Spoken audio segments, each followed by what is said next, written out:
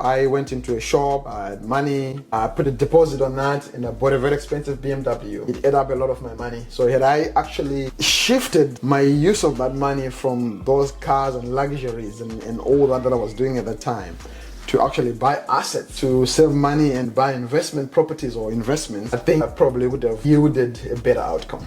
So you're saying that same amount of money you purchased on a BMW, you could have put on, like, let's say an apartment or a house? I confidently say houses and apartments. Not only one, but probably a number of them. Really? Yes. I think this is a good start because it shows that you're well-rounded, right? So then there's a property and there's a financial aspect.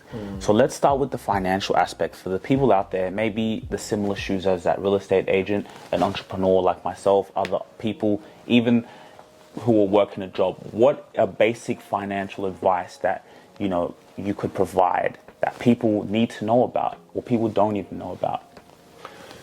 Yeah, look, so I wouldn't call it financial advice as such, but I'll probably call it a financial tip, because for me to give financial advice, there's a process that we need to do that. You know, in Australia, the laws protect consumers, so you got to be careful on what you term financial advice. Yes, but I will call it a financial tip. Yeah. So I've got, I guess, two financial tips that I have. One is having financial awareness.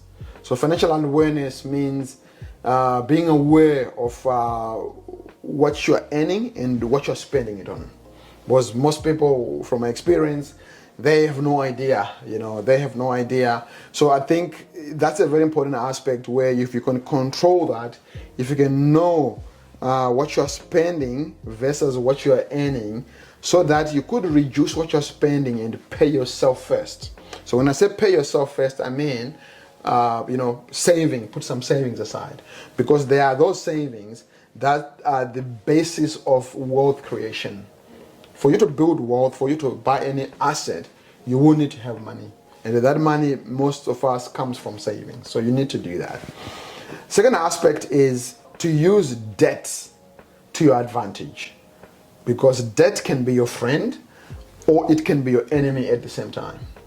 So making sure that you are aware of debt and you're using it to your advantage, because debt can actually, imprison you for the rest of your life. So those are my two tips for, Wow. So debt and then to pay yourself. So let's put it in a practical example. Let's say I earn $2,000 a month. Okay. So now out of that $2,000, when you say pay yourself, is you put some aside. Is it put some aside for a rainy day, put some aside for investments? How do you, again, a financial tip, none of this financial advice? None of this is financial advice. Yeah. However, what I mean by that is, I'm not sure, the audience out there, but most people do not have a budget. So the basis of paying yourself first is to sit down and write a budget. Write a budget. Budget means you're writing down all your expenses, knowing how much you earn, and then just perhaps figuring out where you can reduce your expenses from what I call variable expenses. So variable expenses are those expenses that you can cut down on, food, entertainment, clothing, travel, holidays, and all that. Those are variable expenses. The other ones are fixed expenses, which you can't do anything about, like rent. School fees, mortgage payments, and all that. That's we can't do anything about. However, on the variable aspect, if you could reduce some of those expenses, that's where the opportunity will arise for paying yourself first. And paying yourself first just means you're setting some money aside to make sure that you're putting it away. This could be for a rainy day. That's to start up with. But also, even when it builds higher and higher and higher, then you can actually now start to put on investments as well. Okay, I like that. So with the variable expenses, a lot of people may have a problem with that, right? Where it's like travel, there's food, there's all these type of things. So you're saying is to work on limiting the variable expenses, and of course you have your fixed expenses that, that's just come. So how could people still enjoy their life but also be able to put down the expenses? And I'm not saying that you can't enjoy your life without cutting down the variable expenses, exactly. But when you say that, some people are like, man, what, I got to give that up. So how can you be able to, whether it's the entrepreneur out there, you know. I hope you're enjoying this video. Please feel free to subscribe to your Wealth Mentor Club 50. The link is below. It's a free subscription where you can come and join like-minded people. Also, please subscribe to our YouTube channel, your Wealth Mentor TV. The link is below as well. See you soon. I think it's mental, it's just the way you orientate your mental state on what's important for you. So for someone, and again, it all depends on at what stage of your life you are at. For someone, they might feel that, it's important, or going out every week entertains them, or it's important for them, or, buying expensive clothes, is what entertains them, and that's where they get their happiness.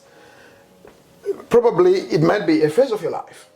However, if you change your perspective and now start to put that money aside, instead of spending on unnecessary consumer goods, then put that money aside, and you're seeing those savings building up, that can actually now change your perspective about what is making you happy. Believe you me, I have worked with clients where they were in big debt, where they were in massive credit card debt, that they could not pay off the principal. They'll just be paying a lot of money just to pay the interest only. They turned it around, and they now started to put some savings aside. And the feedback that I got from them, they would say this is the most fulfilling thing that they have ever done in their life. To basically see their savings grow bigger and bigger and bigger. One client described it as, it's contagious. I just want to do this as much as I can so that my account just gets, my saving account just gets bigger and bigger and bigger. So sometimes, just to get back to your question, sometimes what you may feel is fulfilling you by, going on holiday or designer clothes and all that, when you cut down on those and you start to save that money, the fulfillment can now come from the savings that you're building. Savings. So and you're also saying now, when you save that money, so now you have an amount that now you can invest. Correct. Yes. Correct. Yeah, correct. Because you gotta start from somewhere. You gotta start from somewhere. So as I mentioned before, you have to understand that there is power in paying yourself first, because you are the one who's doing all the work. So by paying yourself first is saving. It's not about buying clothes. It's not about going on a holiday. It's not about doing all those things. That's not paying yourself first. Paying yourself first is you are paying yourself first by putting some money aside that actually is for your future investments. So you're putting money aside, you're paying yourself, which now then you have an amount of money.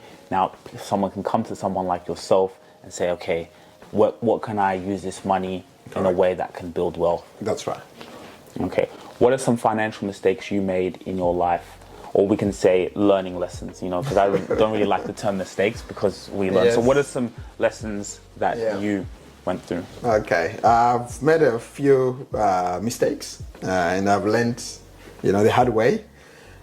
So, one of those is, as we, start our first job, we all get excited, earning quite good money, you've moved away from home. So one of that is just to go on credit card debt. Credit card debt, wreck it to the maximum, and finding it very, very difficult to pay it off. So I've learned it the hard way, that debt can actually cripple you. And it has, once upon a time, it has actually crippled me. I've made that mistake.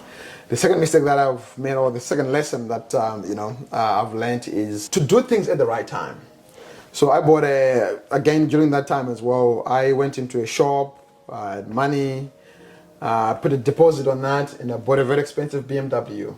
That BMW, fast forward, it was now too expensive for me to even take it for service or even to pay for the insurance. And it really costed me, it ate up a lot of my money. So had I actually shifted my use of that money from those cars and luxuries and all that I was doing at that time to actually buy assets, to save money and buy investment properties or investments, I think I probably would have yielded a better outcome. So you're saying that same amount of money you purchased on a BMW, you could have put on Like, let's say an apartment or a house. I can confidently say houses and apartments. Not only one, but probably a number of them. Really? Yes. But you see, this is more valuable than anything. This information, what you're saying, is valuable because we see that a lot, especially people my age, right? The car, and a lot of times when people spend money, it's more out of insecurities. It's more to show other people, you know. By the way, your reason for buying that BMW, what would you say was the mindset at the time? You know, you're a young guy. Young. And I think it's just the thrill, you know, you're young, you know, you want to have fun, in your head, you're just thinking you're doing the right thing, you know, you want to have fun with friends, you want to be the it thing. Yeah, so it's just out of show off, I think. Wow. Yeah. I think, so you see that, right? So like that money, you know, put it away in an asset, put it away in something that can grow later on. Absolutely. What do you see now in couples, you know, because you're in the service industry and, you know, the basis of this again is families, it's individuals coming together to be able to create wealth. So what have you seen in a lot of couples in this idea on building wealth, and also now we can go into the advice that you provide? You mean the couples mistakes? Yes. Yes, okay. So I think for couples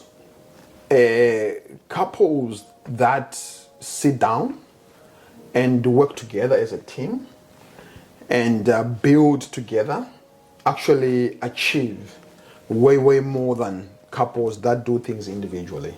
I've met couples that just, you know, divide expenses. So you know that, okay, dad is looking after mortgage, mom is looking after all the other bills and food, and then whatever they do with their money, it's up to them. You know, that's kind of a little bit individualistic. I think as a couple, you need to sit down and, you know, put everything together, just have an open conversation. So I feel that couples that actually do that actually achieve way more because everything is transparent. Everyone feels safe as well in that process.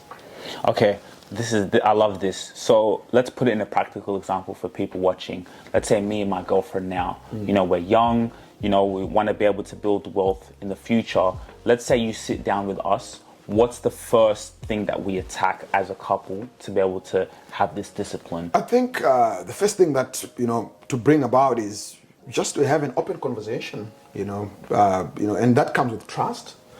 Just to probably configure each other, you know, what are her goals, what are your goals, what are the differences in those goals, and what is the common set of those goals.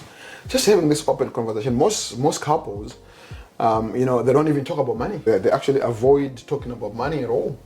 So just having this open conversation and each person feeling safe, you know, feeling that they're not judged by being open. I think it's great. Most people, they fear of the openness in conversation because they don't want to be judged, or sometimes they say they don't want to be controlled. So just being open about it. If she loves, you know, shopping and she loves shoes, let it be. But as long as she just knows that, you know, these are the consequences.